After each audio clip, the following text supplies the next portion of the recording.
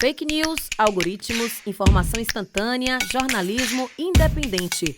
Os desafios do jornalismo na era da ultraconectividade discutidos aqui, na Sala de Imprensa.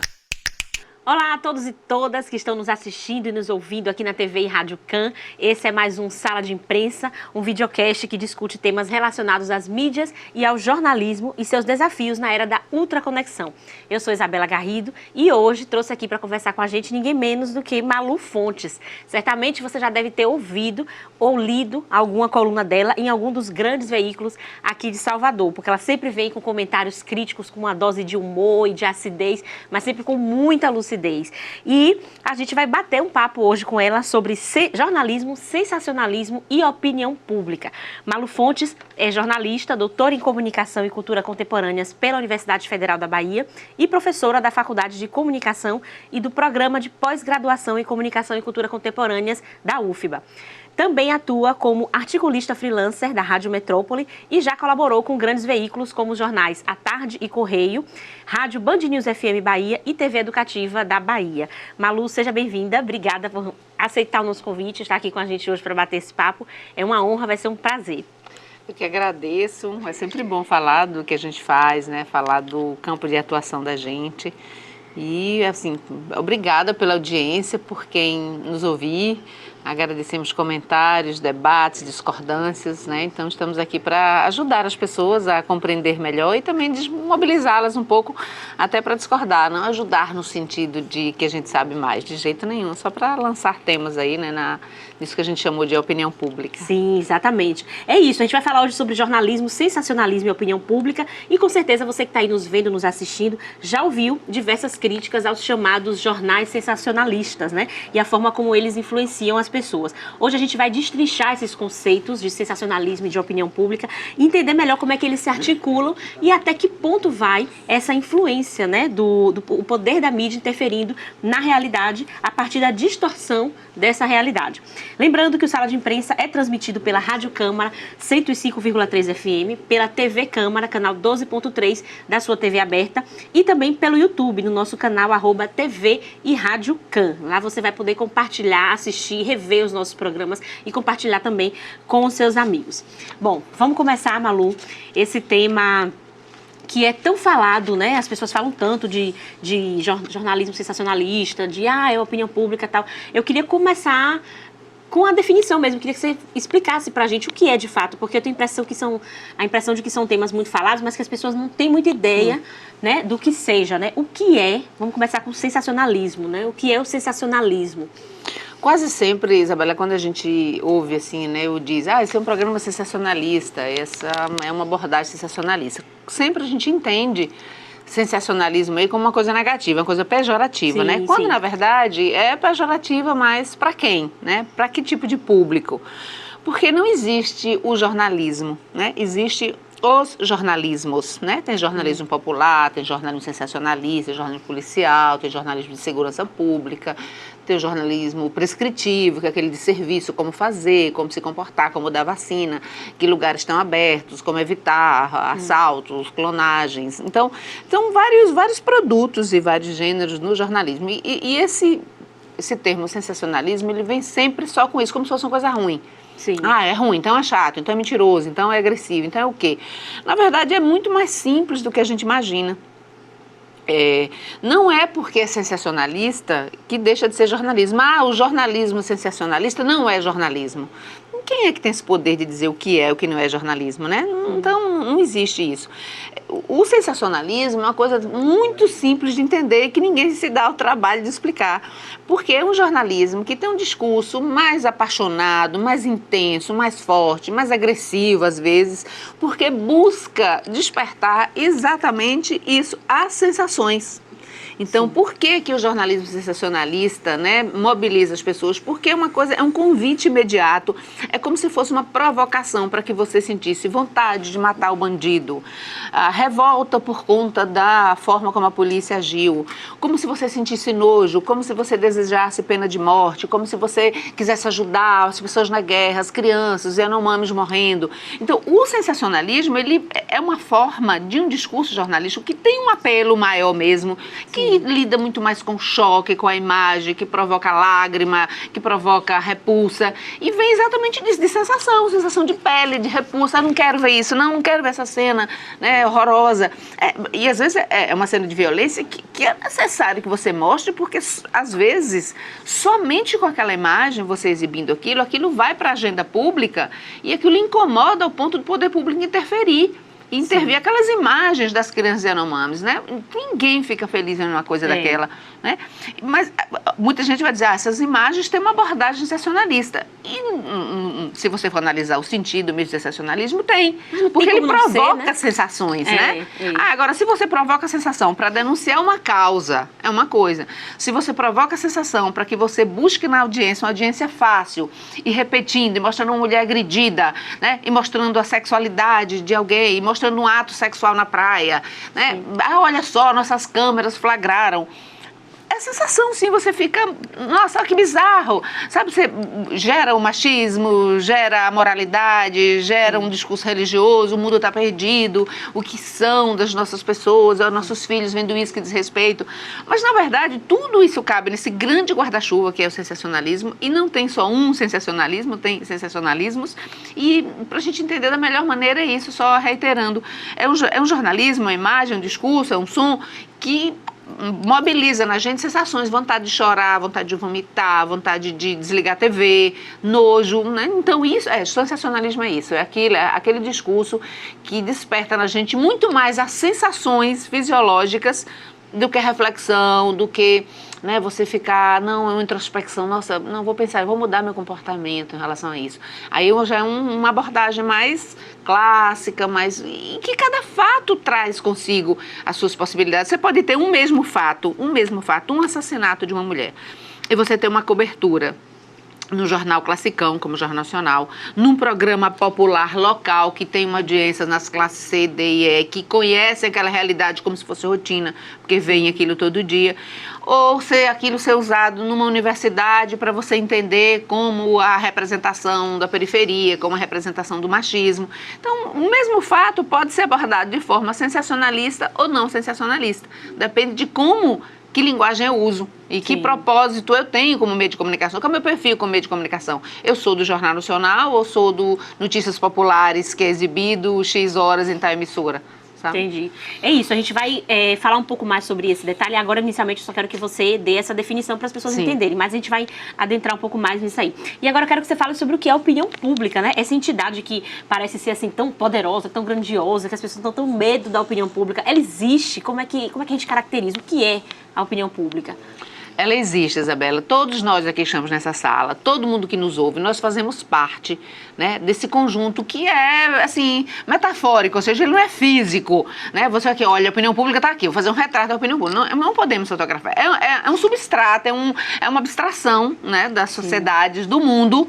Nós temos a opinião pública de Salvador, a opinião pública baiana, a opinião pública brasileira, a opinião pública internacional. E nós, de certa forma, eu, você, todos que estão aqui nessa sala, nós fazemos parte de todas essas. Eu tenho um pensamento sobre a condição se as pessoas podem ou não podem imigrar ilegalmente, né, da África, da Síria, para o Reino Unido, né? Nós temos uma opinião sobre se policial pode ou não pode disparar tiro nas pessoas inocentes de costas. Todos nós temos. Então, isso é a opinião pública. Então, a opinião pública é um conjunto muito mutável, ela nunca está parada, ela nunca pensa a mesma coisa, ela não está solidificada, não é uma coisa pronta.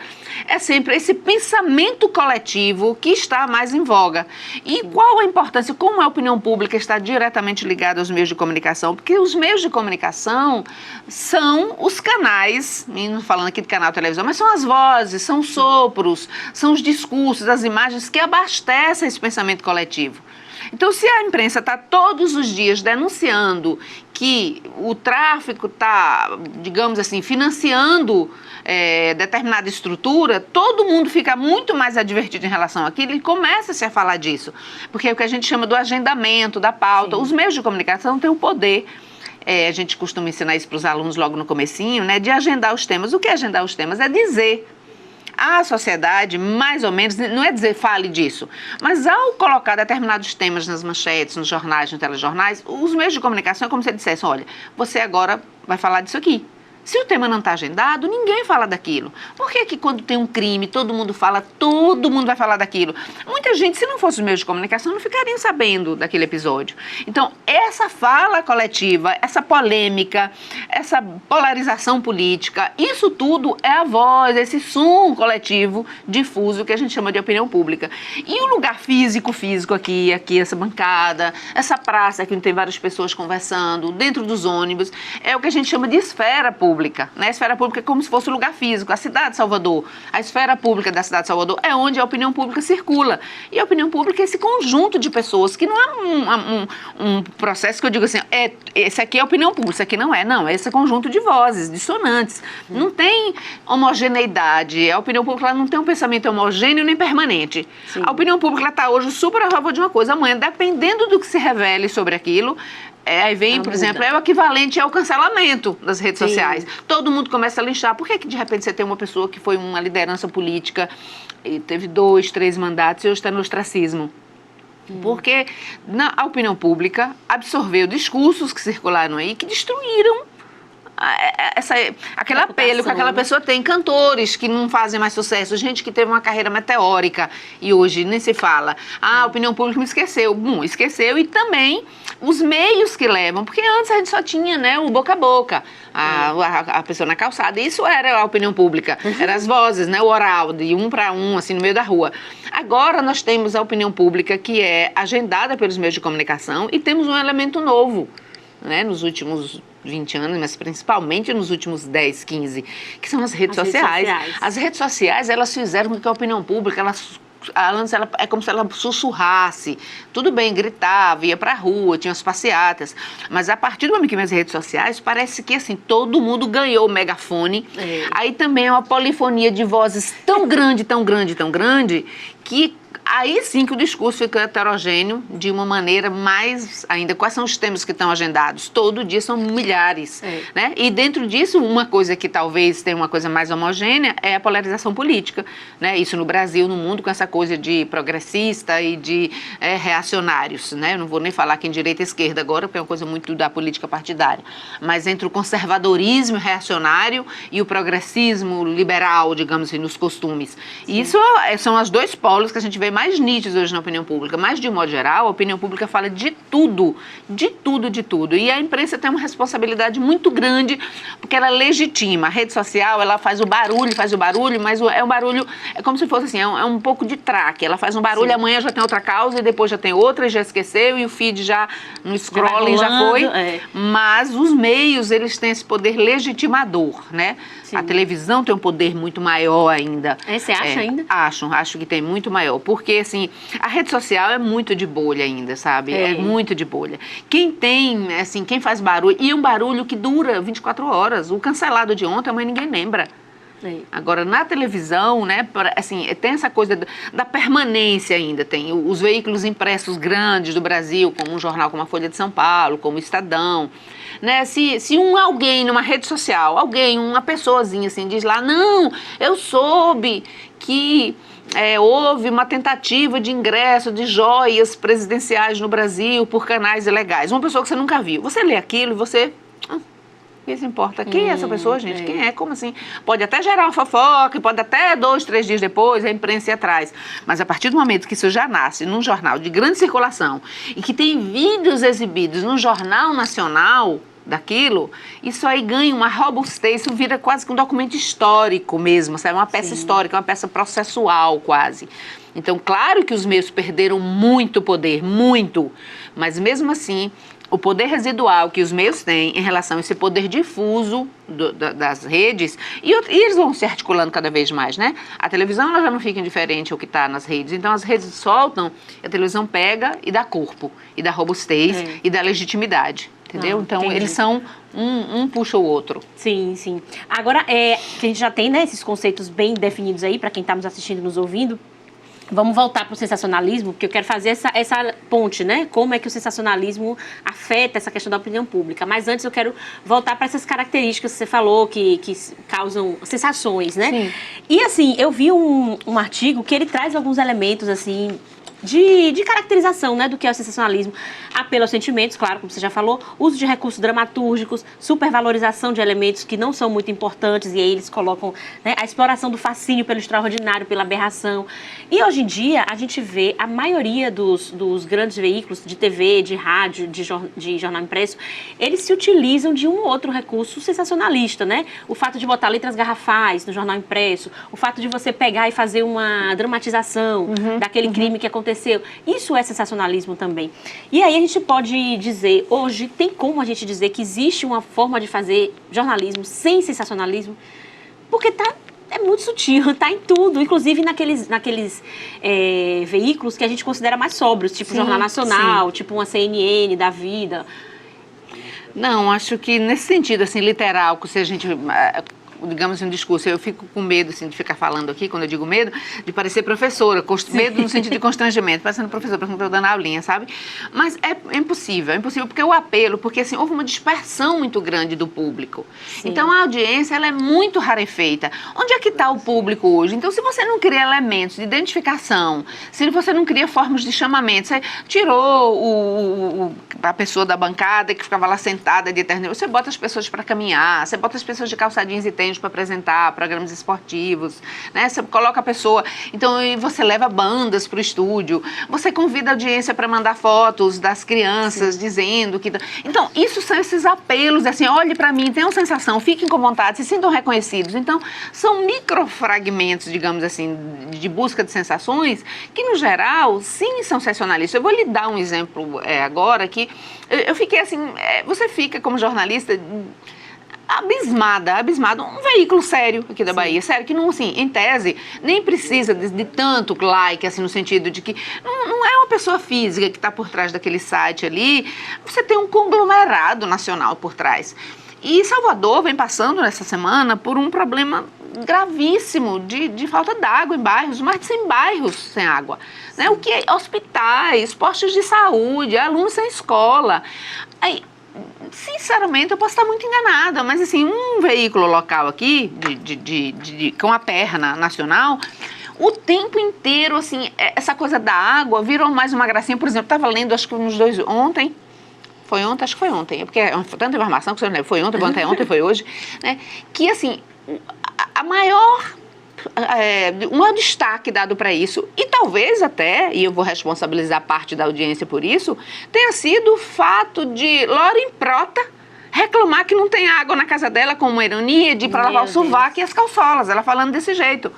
E isso com tanto destaque, então assim, é como se a falta d'água, ela ganha uma relevância boa, é um gancho para eu falar, olha, a diva Loren Prota tá sem água para lavar o sovaco e a calcinha, como se fosse uma pessoa, e nada contra ela, porque ela tá na função dela, ela é uma digital influencer, é uma profissional que tem sua carreira, né? Mas junto com isso, ela é uma pessoa que tem milhões de seguidores e ela precisa produzir conteúdo todo dia para os seus seguidores. Então, se tá faltando água na casa dela, ela tem um elemento.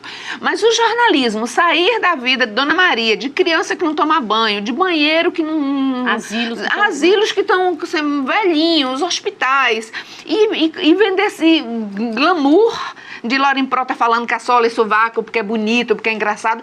É uma mistura de freak, com bizarro, com populismo gratuito, com sensacionalismo, provoca uma sensação, inclusive, de humor. As pessoas começam a rir, olha, Loren Prota, gente, Loren Prota, as calçolas, olha como ela é gente como a gente, ela fala da calçola, ela também está sem água. Assim, as pessoas passam a identificar a falta d'água, é um histrionismo da própria imprensa feita com a produção de conteúdo legítimo que a celebridade está fazendo. Eu acho isso, com a opinião pública, assim, muito feio, é quase desonesto. E eu sei que quem faz isso é movido porque, não, eu vou ter clique. Eu tenho certeza absoluta que se um veículo desse coloca, olha, o lar de idosos no bairro X da periferia de Salvador está com 50 idosos precisando de doação de água mineral, porque não tem como. Isso vai ter muito menos audiência e muito menos impacto e vai causar muito menos sensações do que Loren Prota dizendo que ela está sem poder lavar a calçola num vídeo assim orgânico, leve, dentro de casa, numa mansão. E então, assim, a imprensa também sabe, os veículos também sabem que, bom, o que é que vai render mais clique? né? Eu fazer uma denúncia, vírgula, um apelo sensacionalista até, dizer, então os idosos estão sem banho há 5 dias. Ou eu dizer que a Uniprota não está lavando a calçola. O público vai ler, vai clicar. Então, assim, é uma coisa de gato e rato. Né? Os veículos podem ser, né, digamos, vou falar uma expressão engraçadinha, pode ser escrotinhos, mas o público quer coisas escrotinhas para consumir.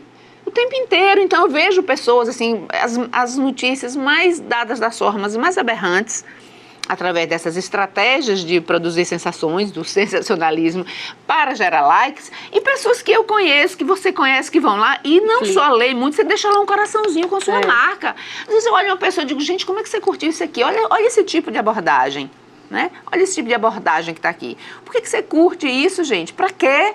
Mesmo que você veja que até a sua dimensão humana escondida, a gente, né, entre 4 paredes faz coisa que Deus duvida. Se as pessoas filmassem nossos pensamentos, a gente não tinha nenhum amigo. Mas daí você ir lá numa página, numa forma escrota de abordar um assunto e você deixar curtir. Gente, dá vontade, assim, você vai dando uma solidão intelectual, pelo menos em mim, provoca isso, sabe? Tipo assim, gente, é a mesma pessoa. No dia seguinte, falando da imprensa, eu digo, meu amor, mas você alimenta isso com a própria mão. Mas alimenta mesmo, nem se disfarça, deixa lá um coração numa notícia escrota. Não é numa notícia escrota, porque toda notícia é notícia, na abordagem escrota, sabe? E que acaba também diminuindo a relevância desse problema, né? Porque tipo assim, mulher flagrada, transando na não sei o quê. Aí você vê uma pessoa, assim, alfabetizada, toda, né, a feministinha, como diz a história, toda articulada nos discursos bonitinhos. Aí lá, curti. Meu amor, sabe o que é isso? Você tá comida de rato, isso aí é comida de rato. E já você tá comendo e dizendo que comeu. Já que você está falando disso, assim, dessa questão de que o público gosta também dessas coisas escrotas, né? Eu queria saber o que você acha sobre essa questão desse agendamento, porque, tipo assim, existem casos da imprensa que são eleitos como de maior destaque, assim, por exemplo, um crime bárbaro que chocou o Brasil, tal, que aconteceu numa família de classe média, e a imprensa dá aquele super destaque, só que esse mesmo crime acontece muito nas periferias e que não ganha o mesmo destaque. Então, assim, você acha que, na verdade, são os crimes que têm os fatos, né, que têm um apelo muito grande, a imprensa consegue compreender isso e dar o destaque que ele merece? Ou você acha que é a imprensa que elege casos para que eles sejam notícia e que eles sejam mais vistos do que outros? Acho que, Isabela, não é uma coisa nem outra. A imprensa é esta sociedade é esta imprensa. Então, tem uma zona de interseção aí, assim, sabe? A imprensa está aqui, a sociedade está aqui, a culpa é desta ou é desta? É uma convergência de interesses, né? Sim. Tipo assim, o consumidor básico, tradicional, de imprensa, de mídia, de redes sociais, é predominantemente também um consumidor. Eu sempre ensino para meus alunos, né, que a vida não produz notícia. A vida não produz notícia, eu não produzo notícia, você não. A vida produz vida. Pessoas matam desde que o mundo é mundo, desde que o ser humano saiu das cavernas. Pessoas têm fome, pessoas cometem crimes. Chove chuva, cai barraco, cai cidade, né? Pesquisa, descobrem-se coisas. Pessoas são desonestas, roubam, corrompem. Então isso sempre existiu e vai existir com complexidade maior ou menor em função do avanço da sociedade, da tecnologia. E o jornalismo é um nicho, é um supermercado que vende isso empacotado em notícia, né? As redes sociais, tipo assim, fizeram um puxadinho e o puxadinho tá maior do que o mercado, do que a casa grandinha do começo. Mas, assim, e predominantemente o consumidor de notícia, aquele que gera audiência, que vai puxar o anunciante, é essencialmente um consumidor. Então, quanto mais eu noticio coisas que são, digamos assim, muito mais da ordem do inesperado, eu tenho mais audiência. E o que é, assim, inesperado? É como se o mundo entendeu que a pessoa muito pobre, a pessoa que não frequenta a escola, a pessoa que não tem emprego, é como se ela tivesse muito mais, digamos assim, uma naturalização dela cometer um crime ou dela fazer alguma coisa, porque a vida a empurra para aquilo ali. Sim. Então, a gente, mesmo sem se dar conta, é um pouco educado para achar mais normal que os mais brutos, os mais pobres, os mais carentes, os mais longínquos façam coisas aberrantes. E a classe média, que é mais perto de mim, que consuma os produtos que esses veículos anunciam, não. Então, um crime, uma família de classe média que joga uma filha da janela ou que mata um filho com a ajuda do padrasto ou vice-versa, um caso como o Jairinho, sim, vai ter muito mais apelo sensacional e sensacionalista do que Dona Maria, que, assim, cansada de apanhar do marido, bota fogo em si, bota fogo na casa e ok. Porque muito mais gente vai se identificar com o pai de Jairinho. Muito mais gente vai se aberrar com o fato de ser um vereador, um médico, classe média de Rio de Janeiro. A quantidade de pessoas que moram, né, naquela área de gente rica. Então isso produz um estranhamento, e aquilo que é estranho eu quero consumir mais. Então a imprensa não escolhe nada aleatoriamente, é um treinamento de séculos. Assim como é um treinamento de séculos, é como se você visse uma roupa, sabe, super baratinha ali de R$10 e tem uma roupa linda, maravilhosa, que talvez custe metade do seu salário. O que é que você vai lhe atrair mais? Não sei, sinceramente, se vai ser a mais barata, porque você pode pagar. A outra tem um apelo muito maior para você, lhe diz muito mais coisa, é um passaporte para você entrar em outras coisas. Então, um caso como o Jairinho entra, né, vontade de fazer justiça, impunidade em poderosos, até onde as mulheres vão em relação a seus filhos para manter relacionamentos amorosos e com homens, né, de posses, de classe média alta. Como é que a classe média alta se comporta tendo todas as informações, porque não foi bebida, não foi desinformação? É rotina de classe média, caso Nardoni, né? O caso Jairinho, de vez em quando aparece aquele caso do Rio Grande do Sul, que é uma cidade... Bernardo?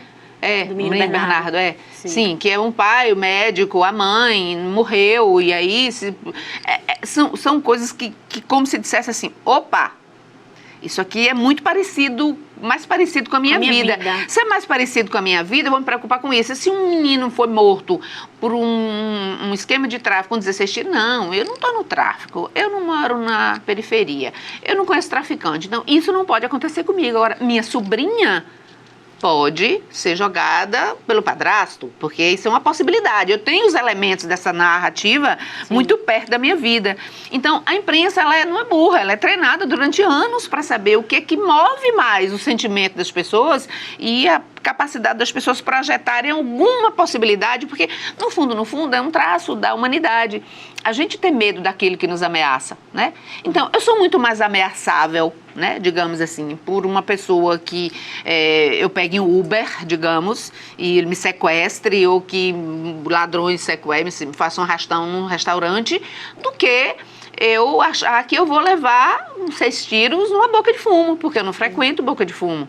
Né? Mas eu vou para restaurantes à noite, eu caminho em bairros como Rio Vermelho, Apituba. Então, se tem um arrastão na Apituba, todo mundo, nossa, por quê? Porque esse público majoritariamente consumidor desse jornal e que compra os produtos que esse jornal, e aquele público que interessa aos digitais influencers e os perfis de rede social de jornais, estão muito mais interessados em quem frequenta, né, o bar que sofreu um arrastão, do que o menino que morreu, né, com um tiro, que a gente mal fica sabendo. Por exemplo, no carnaval, eu fiquei imaginando, no carnaval, eu estava voltando de manhã de um lugar e quando eu passei tinha a polícia e eu sou super curiosa, sou aquela que desce do Uber para ver o que está acontecendo. Aí desci do Uber e disse, não, vou ver o que é. Eram 2 meninos, acho que eram 2, aqui no Garcia. Eles estavam descendo, eu acho, na madrugada, alguém do tráfico, pelo menos foi o pouquíssimo que saiu na imprensa, foi isso? Saiu pouquíssimo, quem se importa? 2 meninos da periferia mortos por 2 meninos do tráfico. Não, eu não sou moro na periferia e nem eu sou do tráfico, então por mim 2 corpos a mais ou menos, né? E meninos foram mortos, assim, né, com requintes e crueldade, jogados numa vala. No dia seguinte estava todo mundo lá tirando, SAMU, para ver se tinha alguém vivo, polícia. Aqui não sai lugar nenhum, eles não têm nome, ninguém sabe o que foi, vai virar assim, né, peça de arquivo. E aí, de novo, é isso. Se fosse um menino que morasse na Graça, ou morasse no Rio Vermelho, né, de classe média, ou mesmo que fosse com droga, porque já era aberração, como alguém de classe média se mete com droga? E se mete muito, e a gente sabe disso, né? Quem financia o tráfico não é a periferia, meu amor. Quem financia não é a periferia. Exatamente. Mas isso não interessa essa hipocrisia coletiva que a gente tem, né? Não interessa. Esse caso mesmo, eu moro no Garcia e eu fiquei sabendo coisas muito vagas desse caso, assim. Eu só fiquei sabendo porque eu fui futucar muito, eu tinha passado por lá. Eu disse, não é possível, gente, tem 2 corpos ali, fresquinhos, assim, agora, 2 homens jovens, jogados na frente do Bom Preço, assim, descendo do Garcia, Campo Grande, Elite, Passarela. No dia seguinte, aquilo ali era notícia e tudo quanto é coisa, porque naquele mesmo trecho tinha afundado o negócio, né? Um carro afundou por conta de uma tubulação da Embasa. Aí eu fui procurar, mas procurei muito para achar. A repercussão foi pouquíssima mesmo. Quem se importa? Né? Malu, vamos fazer um breve intervalo para a gente voltar depois, falar um pouco mais sobre esses assuntos, essa interseção, né, de sensacionalismo com a opinião pública. Eu estou adorando essa conversa, mas a gente tem que dar uma breve pausa rapidinho. Para você que está aí nos assistindo, nos ouvindo, ligou agora, eu estou conversando hoje com Malu Fontes, que é jornalista, doutora em comunicação pela UFBA, e a gente está falando sobre sensacionalismo e opinião pública. Daqui a pouquinho a gente volta com mais bate-papo.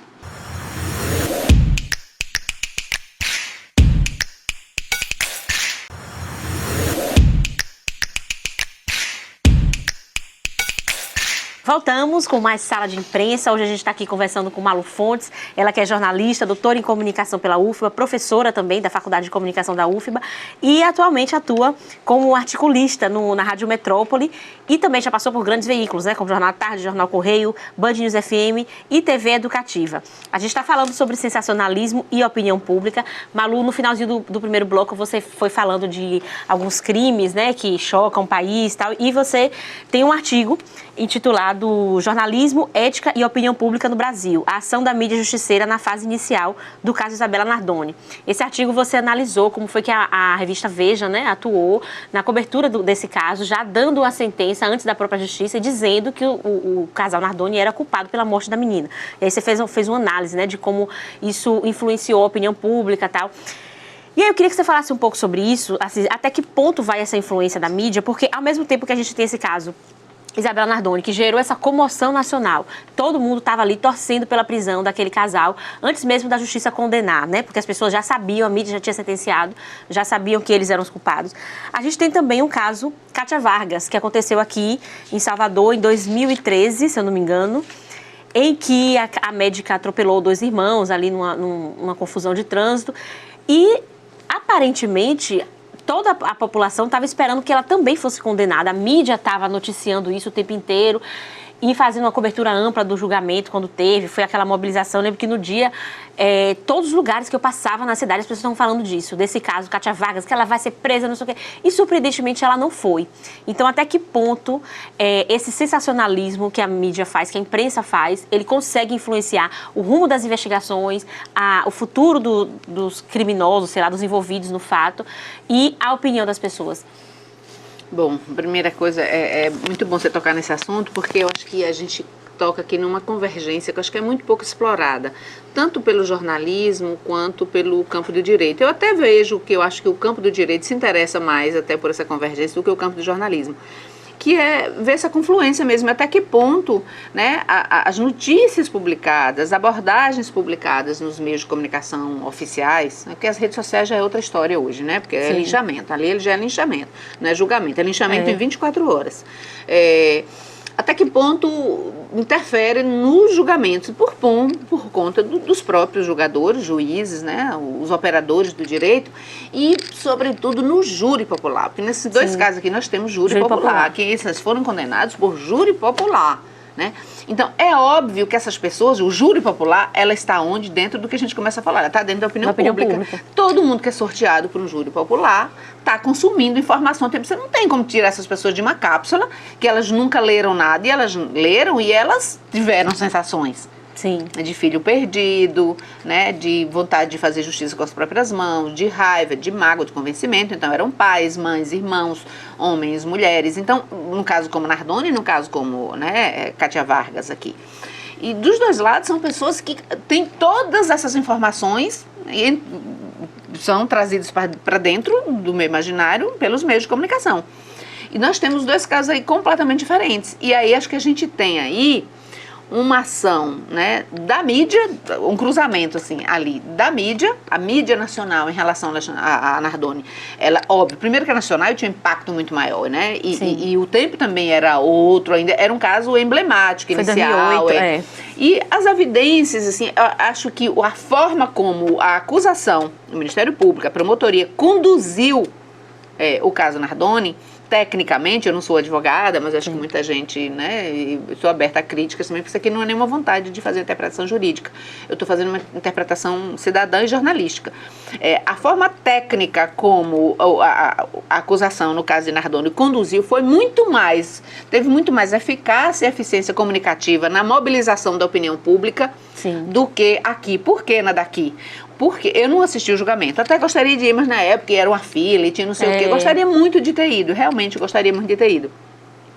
Mas desde o começo, no caso Cátia Vargas, aqui em Salvador, por exemplo, houve um tratamento que nunca tinha se visto nisso. Houve uma contratação, eu não sei dos detalhes, mas se a gente voltar no tempo e for investigar não, que não é investigar, é levantar os dados, não é investigação, né? Houve uma contratação de uma assessoria de imprensa, houve vídeos filmados dentro da casa dela e mandados para os meios de comunicação, com a roupa certa, com a imagem atrás certa. Foi mesmo, gente? Houve uma estrutura de comunicação montada na época para quando ela começa a entrar em cena falando. Então, assim, a intencionalidade de Cátia Vargas, né, da forma como foi conduzida pela acusação em Salvador, para mostrar a real intencionalidade dela, a vontade de matar, não obteve eficácia comunicativa perante o júri, apesar de toda a discussão nos meios de comunicação. E essa discussão nos meios de comunicação já veio com um tratamento que os Nardones não tiveram. Os Nardones tiveram uma excelente assessoria jurídica, né, porque o pai deles, do Alexandre, ele era advogado, teve um dos melhores advogados dele, famosão, é um nome famoso nacionalmente, né? Padoval, acho que era Padoval, né, o advogado. E aqui em Salvador, o tratamento de construção da ambiguidade da intencionalidade de matar foi muito bem feito desde o começo como assessoria para a Cátia antes do julgamento. Eu estou comentando aqui como rumores também, não sei, que inclusive a assessoria de imprensa saiu distribuindo em todas as emissoras a imagem, o que dizia, não sei se era pendrive na época, se era fita, não sei o que era ainda em 2013, a gente não lembra, a tecnologia mudou tanto, né? Que saiu distribuindo nas emissoras, um motoboy levando o kit. Que era da fala, das imagens, tudo com direção prévia. Vamos montar isso aqui. E foi contratado um advogado que foi muito mais eficaz nas formas de conscientizar aquele público ali, no sentido de que, na dúvida, você não condena. Não houve elementos suficientes para provar que ela fez aquele gesto no trânsito, de dar uma raspada na moto, com a intenção de atropelá-los e matá-los. Nisso, a defesa dela foi muito mais eficiente. Não custa barato e a justiça custa muito caro nesse país. Nos dois casos foram mobilizados toda uma estrutura midiática, mas também uma estrutura jurídica caríssima, né? Caríssima. E, assim, né, a estratégia de comunicação e de convencimento jurídico, né, desmontou um pouco o clamor popular que se criou em relação que eram duas mães. Se colocou isso, eram duas mães. Era a mãe dos meninos, que perde os filhos únicos, e ela, uma médica religiosa, caridosa, que fazia serviço religioso e que tinha 2 filhos e que perdeu a vida por uma acusação injusta, porque, na verdade, foi uma discussão de trânsito que teve um desfecho trágico. E acabou prevalecendo essa versão. Então, você tá admitindo, então, que a imprensa teve influência nos dois casos. Porque, assim, a partir do momento que há uma assessoria de imprensa para fazer esse trabalho nos veículos de comunicação, eles transmitiram um outro discurso e afetou o júri. Sim, a leitura que eu faço, né? Eu interpretei assim. No caso, Cátia Vargas já havia uma ideia assim, olha, a mídia é importante. Então, vamos operar, no mínimo, vamos dividir os holofotes aqui. Então, assim, se tinha consciência já maior, um tempo depois, porque tinha o quê? Uns 10 anos de diferença, talvez, nos dois casos? Isabela Nardoni foi 2008, Cátia Vargas 2013. Foi quase, tinha menos de 10 anos. Mas já havia essa história da importância de como se falando, assim, o que a Veja fez, no caso Nardoni, foi muito importante. Na semana seguinte à morte, assim, assassinos. Né? Assassino, o julgamento, ia ser muito tempo depois. A Veja já colocou lá assassino, tinha uma sentença publicada. Então, aquilo ensinou muito. Eu participei na época, assim, dos dois casos, de várias bancas das pessoas de direito. Por isso que eu digo que o direito está muito mais interessado em estudar isso. E o direito agora tem um desafio muito maior, que é estudar a influência das redes sociais. Porque as redes sociais, você tem casos medonhos de destruição de reputação, de você associar uma coisa a outra, e pessoas aparentemente responsáveis, intelectuais, professores, ouvem o galo cantar aqui e dizem, olha, o canto do galo matou alguém. caso dos suicídios, né? Teve um caso Sim. rumoroso de suicídio aqui, que as pessoas envolvidas foram linchadas e a própria família da vítima, não é nada disso, gente. Ninguém se mata num episódio assim. Né? Nós temos um episódio agora de novo, pois é um tema muito bom para se falar, inclusive. Nós temos um caso de suicídio em Salvador agora com um pedaço dele dentro de mobilização de rede social. Então, acho que é muito bom a gente aprender, nós jornalistas e nós pessoas que curtimos tudo, saímos, e eu estou colocando eu também, sim, eu estou envolvida nisso. A gente ficar compartilhando denúncia contra a pessoa, envolvendo gente, envolvendo menores. Gente, pense nisso, que a pretexto de matar o culpado, a pretexto de punir o abusador, destruir o abusador em 24 horas, a gente acaba, como lá dizia Nelson Rodrigues, jogando a banheira com água suja e o bebê dentro. Esse caso que a gente teve agora... Né? Aparentemente, uma das vítimas, que era a pretexto de protegê-la, não suportou e terminou de forma trágica. Então, assim, como é que nós vamos operar essas redes sociais, denunciar, vamos lá, vamos para a rede, posta na rede, vamos tirar da rede o que não é de rede. Delegacia funciona ainda, polícia funciona, quando tem gente vulnerável envolvida, cuidado com a nossa vontade de fazer justiça, porque a gente pode terminar cometendo uma nova injustiça e essa irreparável. Irreversível. Irreparável. E já aconteceu várias vezes, parece que as pessoas não aprendem, não aprendem, né? Que criança, jovem, não está preparado para lidar com esse...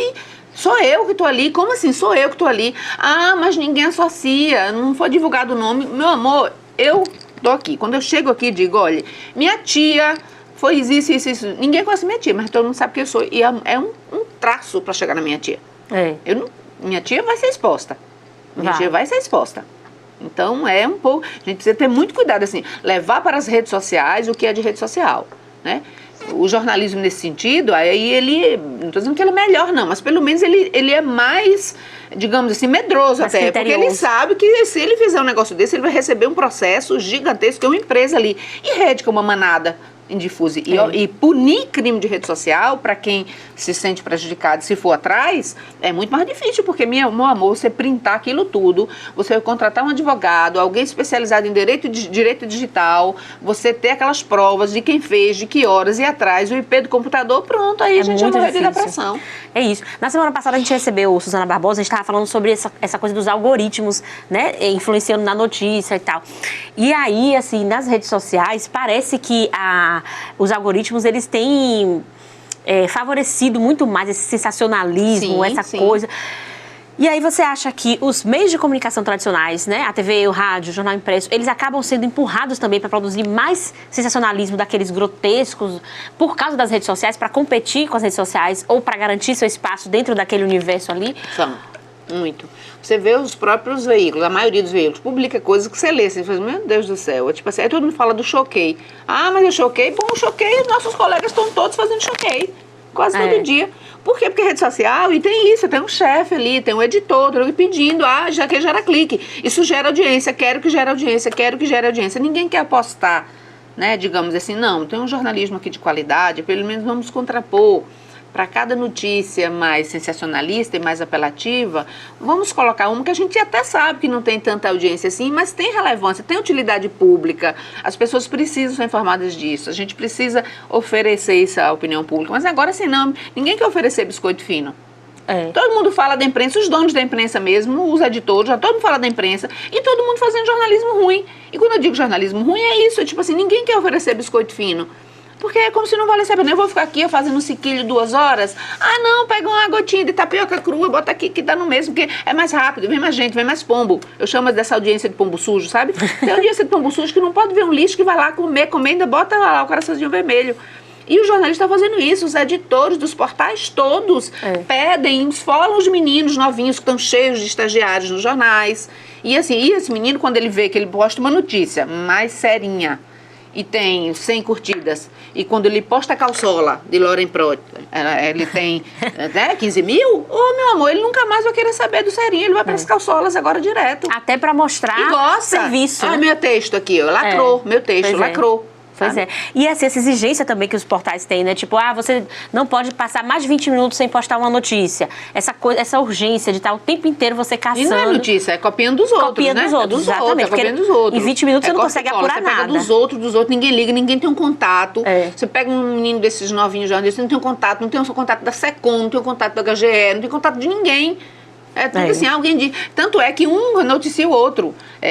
Presidente fará discurso amanhã, diz site. Ele é um site, e quem disse foi o site, a fonte é o site. O outro site, entendeu? Todo mundo citando o outro, pegando, vamos fazendo, recorta e cola, que na minha geração era Gillette Press, né? Era cortar e colar, agora não, Ctrl-C, Ctrl-V. E joga lá. E não é nada, é só, agora não é Ctrl-C, pegar um negocinho e colar. E existe também uma questão preconceituosa, assim, de que as pessoas costumam fazer uma relação entre esse sensacionalismo e as camadas mais baixas da população, né? Dizer, pobre adora consumir isso, porque esses jornais de meio-dia, porque não sei o quê.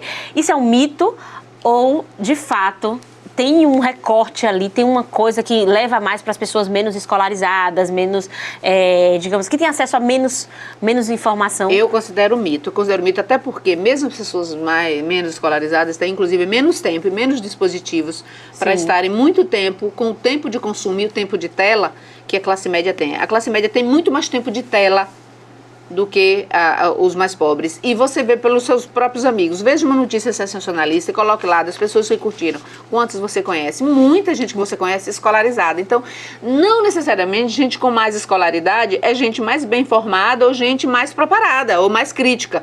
É mentira. Né? Você tem, por exemplo, você vê dentro das fake news, dessas coisas absurdas que a gente vê eleitorais, né? Quantas categorias, assim, de médicos, de não sei quem, de gente bem, os bairros mais... Como é que pensam? O que tem no grupo de WhatsApp dos bairros mais nobres e dos menos nobres? Não tem a ver com isso, com escolarização. Isso é muito mito. Preconceito mesmo. As pessoas não querem saber, elas querem rir dos outros, elas gostam do grotesco, mas não admitem. Aí quando elas vêm para os espaços onde é bonito falar isso, porque a imprensa, né? A imprensa é um horror, não fala nada. Essa pessoa, eu pergunto, você assina o quê? Você lê, mas isso aí, esses jornais também não falam nada. Eles não falam nada como? O que você lê? Quando saiu a denúncia do Yanomami agora, uma pessoa, né? Mas como é a pessoa assim mais conservadora? Mas vocês, jornalistas que sabem de tudo, como assim? Vocês comeram essa mosca, vocês não sabiam? Eu digo, vocês quem, meu amor? Todo mundo sabia que índio estava se ferrando, que o garimpo estava matando, estuprando. Agora, assim, você lê quem? Você já leu alguma coisa da Folha? Você lê a Piauí? Não, que a Folha é linda, maravilhosa. Você sabe o que é o Nexo? Você sabe o que é o Tab? Você sabe... Não, então você lê o quê, meu amor? Você lê o WhatsApp, você lê post da cigana dizendo que vai trazer sua mãe em 2 dias. Aí você dizendo que a gente não sabe. Não, ninguém quer saber, ninguém se importa. Agora, a partir do momento que vem aquelas fotos daquele jeito, é tudo... Oh, deuses, não sabíamos. Como não sabíamos? Quem importa? E quem importava, sabia. E não queria fazer nada mesmo porque não conseguia chegar lá, porque estava tudo lá militarizado, IBAMA destruído, ICMBio destruído, Instituto Chico Mendes destruído. Aí veio essas pessoas escolarizadas, mas ninguém sabia. Como tu não lê nada? Essas pessoas não leem nada. Elas falam do Jornal Nacional, Globo Lixo, não sei o quê, mas não lê Folha de São Paulo, mas não lê a Folha de São Paulo, nem a Globo Lixo, então como que a Globo é maravilhosa. O veículo oposto, não o veículo que está no outro lado. Quando as pessoas falam, a Globo é um horror somente, e a Record e o SBT, cadê essa qualidade toda? Tá em que programa? Então me presente que eu não sei onde tá também não. Não estou defendendo a Globo, eu só estou dizendo que essa coisa de dizer, o jornal tal não presta, sim, e o que presta, qual é o que presta? Me conte aí, vá. Então me diga agora, e você lê, por que você lê o que você lê? A pessoa não sabe, ela não lê nada. Na maioria é só rede social. Você pergunta uma coisa muito evidente para as pessoas. Você viu isso? Não, menina, foi quando... Eu disse, meu Deus do céu, olha, realmente é saúde, receita de saúde e felicidade, é assim, é ignorância. Saúde e ignorância. Porque se você vê ignorância, você vê que se não, você diz, meu Deus, não tem jeito, essa geração... Essa não, várias, né? A gente só piora. As pessoas não querem saber das coisas... Tem opinião formada sobre tudo, tem certezas cristalizadas, não tem nenhuma dúvida. E a certeza foi tiradas do monossílabo. Pois é. Agora, Malu, pra gente finalizar, só mais uma perguntinha em relação a um fato recente que aconteceu. Com certeza você está acompanhando o caso do jornalista Gary Lineker, que ele foi afastado do seu programa na BBC por manifestar uma opinião pessoal nas redes sociais sobre um projeto de imigração que está gerando polêmica lá no Reino Unido, né? Então, a BBC entendeu que não era papel dele colocar essa opinião ali, mesmo sendo a rede social dele, pessoal, e o afastou. Então, a partir do momento que a BBC faz isso, ela está admitindo que um jornalista, como indivíduo, ele tem uma capacidade imensa de influência da opinião pública, mesmo que ele esteja fora do seu veículo, sim, né? Sim. E aí, assim, o que você acha? Você acha que a simples manifestação pessoal de um jornalista tem essa capacidade também de mobilização, mesmo que ele esteja fora daquela estrutura ali? As coisas, elas começam a ficar emborradas, né? Assim, você vê, por exemplo, um jornalista, digamos, você pegar um jornalista que tenha grande audiência nas redes sociais. Eu vou pegar a André Sadi, que cobre política, um exemplo. Uma mulher que se destacou, que tem uma carreira política, né, de jornalismo político em ascensão, né, um meteoro, assim, no mundo do jornalismo político, apura, faz TV, faz podcast, né, faz site, rede social. André Sadi, não existe a André Sadi, que é repórter da Rede Globo e da Globo News, e outra completamente diferente, que é a André Sadi das redes sociais. Inclusive, a André Sadi das redes sociais, no caso dela, não estou dizendo que todo mundo de rede social traz seu prestígio aos lugares, não. Tem gente que é nativo de rede social. Nasceu ali, né, luva de pedreiro, pelo jeito, nasceu e morreu na rede social, como indivíduo de rede social. Não estou falando do menino, falando da personagem lá, que o mundo celebrou, curtiu, e que aquela história que a gente sempre faz, né, que o capitalismo moe vira cana, e agora fica explorando o bagaço da cana. Mas o prestígio que André Sadi tem nas redes sociais vem, em grande parte, da André Sadi, repórter. Da Globo. Né? Então, assim, Renata Lopretti, Natuza Neri, você vai para essas pessoas que têm uma influência. Reinaldo Azevedo, rede social. Por que você segue Reinaldo Azevedo? Quem segue? Porque Reinaldo Azevedo se tornou um personagem emblemático da transição política brasileira. Então, quando você tem um nome que é uma das caras da BBC, que no caso dele que são mais de 2 décadas, né, fazendo BBC, âncora de programa, e ele tem uma conta, óbvio que parte dessa audiência da BBC é parte dessa audiência dele aqui. Mas o grave dessa história não é isso. O grave dessa história é que ela nos mostra 3 coisas. Primeiro, que a BBC é tida como assim, o exemplo do melhor jornalismo do mundo, independente, financiamento público, imparcial e blá blá blá blá, né? Mas de alguma forma, uma emissora que tem dedo de governo, que tem dedo estatal, claro, e é o governo, é pública. E é pública, né? Então é uma confusão que a gente levaria umas 2 horas explicando a diferença de TV pública e TV estatal. Que dificilmente você vai achar uma TV pública que não tenha um gancho assim, cadeado da sua marca estatal. Então, ele falou, o governo inglês hoje está pregando uma das políticas mais escrotas contra imigrantes. E tem uma campanha lá agora que é Stop the Boats, que é parem os barcos. Esses barquinhos de gente que atravessa os oceanos, nesses barcos se afogam milhares, a gente vê todo dia se arriscando. Mas não tem uma campanha Stop the Airplanes, né? Ninguém diz Stop the Airports. Então, se for o cara que é engenheiro, com mestrado, doutorado, que quer sair daqui do Brasil porque não tem futuro e quer ir para lá, muito bem-vindo, meu amor. É muito bem-vindo. Agora, quem chega no barquinho afogado para fazer serviço básico, aí ele stop the boats. Não quero, não quero. Esse cara tem um programa no BBC e tem sua rede social. Na rede social, ele fez uma análise da política pública do governo inglês, como cidadão, que eu estou ali. Mas, claro, eu sou cidadão, mas eu sou um cidadão que trabalha. E pronto, foi demitido, porque aquilo ali, ele fez uma crítica à política pública inglesa. E a política pública inglesa faz parte do Estado, do governo, e que financia, inclusive, parte da BBC. Aí demitiu, aí foi o mundo. Ele foi demitido? Foi demitido, foi afastado. O mundo se acabou, sim, mas era afastado, não volta. Não volta mais. Não volta. E aí houve assim, né, a emissora saiu do ar, meu amor, ninguém, tipo assim, porque também você tem uma coisa que nossos coleguinhas aqui não fariam por ninguém, né? Corporativismo. Tipo assim, né, eu não sei, boleto, todo mundo vai dar um nome diferente. Aí parou, ninguém vai trabalhar, ninguém vai, porque hoje é ele, amanhã sou eu. Né? Isso é uma coisa assim, o que isso nos leva a que mesmo a mais democrática das emissoras manda um recado que, olha, cuidado com o que você disse, que você não é livre não, tá? Só que isso vem imbuído, vem embalado, né, de mentira nesse discurso, não, porque você rompeu com seus pactos de imparcialidade. Nós queremos que você tenha parcialidade. Mas, assim, uma pergunta fácil, porque a forma mais fácil que a gente tem de desmontar farsas é invertendo, mesmo sob hipótese. Se esse cara, ele foi punido porque foi considerado parcial, né? Tomou partido e criticou uma política do governo, não podia criticar, nem elogiar. digamos, disseram isso. Se ele fosse para a rede social, se ele fosse para o Twitter e dissesse, olha, com tanto por cento dos imigrantes do mundo pobres chegando e sem condição de oferecer emprego para todos, é um acerto o governo inglês dizer que não pode realmente chegar barco aqui. É preciso ter responsabilidade social, desestimular as pessoas a chegarem se elas não vão ter. Se ele fizesse um elogio, acho que qualquer pessoa com 2 neurônios sabe que ele não seria demitido por esse elogio. Então a questão não é parcialidade, isso aí é uma falsa premissa, né? Isso é uma falsa premissa. E outra coisa, quando eu tenho rede social, embora eu traga para minha rede um prestígio que eu tenho lá, e tudo bem que eu tenho um prestígio, que eu tenho em outro lugar, mas o que eu digo aqui é como cidadã. Se eu sou funcionária da universidade e eu digo na minha rede social que o governo anterior, por exemplo, estava certo, meus alunos podem dizer que eu sou assim, que eu sou assada, que eu não sou... E eu não diria, porque não é só um exemplo aqui mesmo, pelo amor de Deus. Mas a UFBA não pode me demitir por isso, quando mudar o governo. Não pode. Porque eu estou emitindo ali uma opinião que pode ser uma opinião equivocada, segundo pessoas. Mas eu tenho direito de dizer isso. Eu tenho direito de fazer um elogio a alguém que a universidade não gosta. A universidade como instituição, alguém que é ruim para a universidade. Direito eu tenho, não posso ser demitida por isso. Tanto, também agora, se disser assim, olha, o amor venceu com a foto de Lula e governo, eu também não posso ser demitida por isso. Então a rede social é um negócio hoje que todo mundo tem, é como assim, um quadro na parede. É um quadro na parede. Ele não tem uma conta na rede social porque ele é funcionário da BBC, ele tem porque ele é uma pessoa física, um cidadão.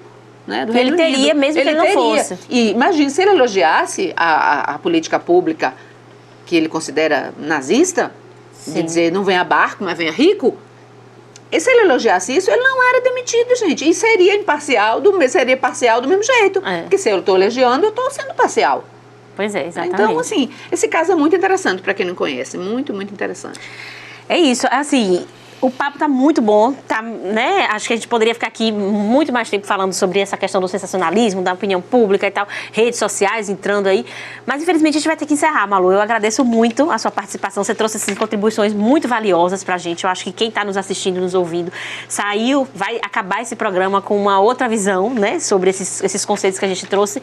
E, com certeza, vai agregar bastante aí nesses debates, né? De quem tá consumindo esse programa aqui hoje. Muito obrigada pela sua participação, queremos recebê-la aqui outras vezes, ter essa oportunidade. E é isso, para você que está aí nos ouvindo, você ouviu hoje uma conversa com Malu Fontes, jornalista, doutora em comunicação e cultura contemporâneas pela UFBA e também articulista da Rádio Metrópole. Obrigada, Malu. Bom, quero agradecer, né? Espero que as pessoas gostem de ouvir. Convido as pessoas a pensarem mais, né, no mundo onde elas vivem. E, sobretudo, assim, não é receita de bolo, não, que a gente não tem, mas, assim, deixar para as pessoas uma reflexão no sentido de que elas pensem muito, assim, o que é que elas curtem, né? E o que é que elas compartilham. Tipo assim, não alimente o lixo, né? Não alimente o lixo, não jogue lixo na rua, veja a história, não jogue lixo nas redes, né? E não contribua para o mau cheiro nas redes. Então, aquilo que a gente puder fazer sobre isso, e sempre ter uma visão crítica da gente, ao invés de apontar o dedo para lá, mas eu estou fazendo o que aqui? Eu estou contribuindo o quê? Eu estou ridicularizando, eu estou compartilhando coisas que podem deixar alguém feliz, eu estou esculhambando de graça as pessoas, né? Quem sou eu, né? Nesse ecossistema novo de sensacionalismo, perverso ou não, natural ou não, de rede social, de programas que exploram a pobreza, essas coisas todas, né? Todos nós temos né? É do conjunto que se faz isso. Mudar totalmente a gente não pode, mas a gente pode fazer escolhas melhores do que a gente consome e ser cidadãos, assim, um pouquinho mais advertidos, né? Para não ir tão com o efeito manada, vai todo mundo no efeito manada, você nem sabe que está linchando alguém e assim que terminam os linchamentos, inclusive reais, né? É isso. Para você que está nos assistindo e nos ouvindo, obrigada pela sua audiência. Quero agradecer também a toda a equipe aqui do Sala de Imprensa, que trabalha com muita dedicação para fazer cada semana um programa melhor. E agradecer aos nossos diretores daqui da TV e da Rádio CAN. Até o próximo programa.